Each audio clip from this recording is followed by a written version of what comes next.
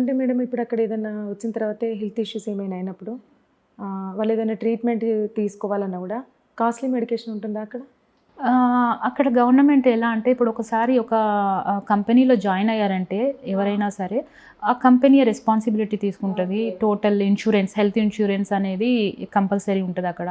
So ఆ ఇన్సూరెన్స్తో వాళ్ళు ఎలాంటి అంటే అనారోగ్య సమస్యలే కానీ వాళ్ళు మెయిన్ ప్రాబ్లం ఎక్కడ అవుతుంది అంటే ఇల్లీగల్గా అయినప్పుడే వాళ్ళకి ఇన్సూరెన్స్ అనేది ఉండదు ప్రాపర్గా. సో వాళ్ళు హెల్త్ ఇష్యూస్ వచ్చి ఇబ్బంది పడుతూ ఉంటారు. అదర్వైజ్ హెల్త్ ఇష్యూస్ ఈవెన్ ఎమర్జెన్సీలో ఇల్లీగల్ అయినా సరే వాళ్ళకి ఎలాంటి ఏమైనా ఎమర్జెన్సీ ఉన్నా హాస్పిటల్కి వెళ్తే ఇమీడియట్గా వాళ్ళు రెస్పాండ్ అయ్యి వాళ్ళకి ప్రాపర్ ట్రీట్మెంట్ ఇచ్చిన తర్వాత వాళ్ళు వదిలిపెడతారు. ఈ లెక్క ప్రకారం అంటే మీరు చెప్పిన దాన్ని బట్టి ఇదంతా అపోహనే. అంటే ఎవరైతే గల్ఫ్ దేశాలకు వచ్చి ఉపాధి కోసం వచ్చి బాధపడే వాళ్ళు అంటే అంటే గల్ఫ్ దేశాల మీదనే ఎక్కువగా అంటూ ఉంటారు, అక్కడ కరెక్ట్ ఫెసిలిటీస్ ఉండవు, అంటే చాలా ఇబ్బంది పడుతుంటాము అని చెప్తూ ఉంటారు. బట్ మీరు చెప్పిన దాన్ని బట్టి చూస్తే అదంతా ఏజెంట్ల వల్ల, ఈ ఇల్లీగల్ డాక్యుమెంట్ల వల్ల ఇటువంటివి అని అంటే మీరు చాలా క్లుప్తంగా క్లియర్గా చెప్పారనమాట.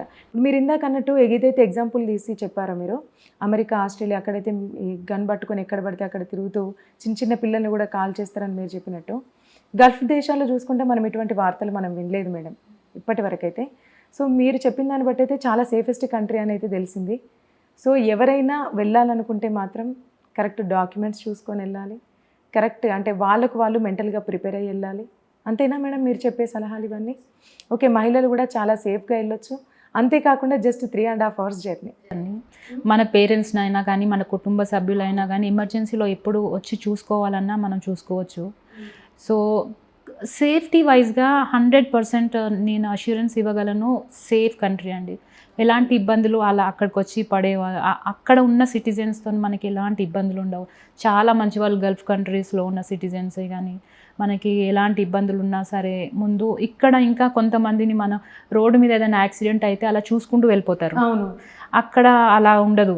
మనకి ఎవరు అనేది చూడరు. అది ఒక అంటే మనిషి రోడ్డు మీద కూర్చున్నా సరే ఇమ్మీడియట్గా ఒక ప్రాపర్ అంటే ఇన్ఫర్మేషన్ ఇస్తారు అక్కడ పోలీసులకే కానీ ఎవరైనా వచ్చి ఏమైంది అని అడుగుతారు. సో మీరు ఇమాజిన్ చేయండి ఎంత సేఫ్ కంట్రీ.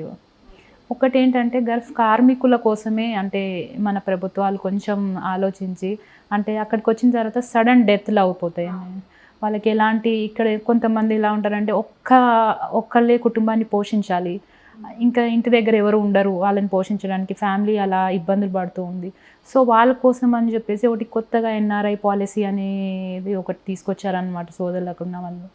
సో దాన్ని కొంచెం అమలు చేసి ఆ సోదరులకు ఒక రకమైన అంటే సేఫ్టీ కల్పిస్తే నాకు తెలిసి ఇప్పుడున్న ప్రభుత్వం డెఫినెట్గా చేస్తుందని ఆలోచిస్తున్నాను. నా విన్నపం కూడా ఈ ఇంటర్వ్యూ ద్వారా నేను వాళ్ళని కోరుకున్నది ఒకటే. అంటే రీసెంట్గా రేవంత్ రెడ్డి గారు కూడా ముఖ్యమంత్రి హామీ ఇచ్చినట్టు అన్నారు ఇందాక. సో చూద్దాం మేడం, మీరు కోరుకున్నట్టు మనం కూడా ప్రభుత్వం కావాల్సినటువంటి సౌకర్యాలు గల్ఫ్ కార్మికులకు ఇస్తుందని మనం కూడా ఆశపడదాం. తప్పకుండా. Thank you so much madam. మేము అడగగానే మీరు వచ్చి చాలా క్లుప్తంగా చెప్పారు. అంటే ఎవరైనా సరే గల్ఫ్ దేశాలల్లో అక్కడ కార్మికులు పడే బాధను గురించి చెప్తారు, బట్ ఎక్కడి నుంచి ఇష్యూ జరుగుతుంది అనేది మీరు మొక్కకుండే వేర్ల దగ్గర నుంచి మీరు చాలా క్లియర్ కట్గా చెప్పినందుకు thank you so much madam. So చూసారు కదండి ఇంటర్వ్యూ.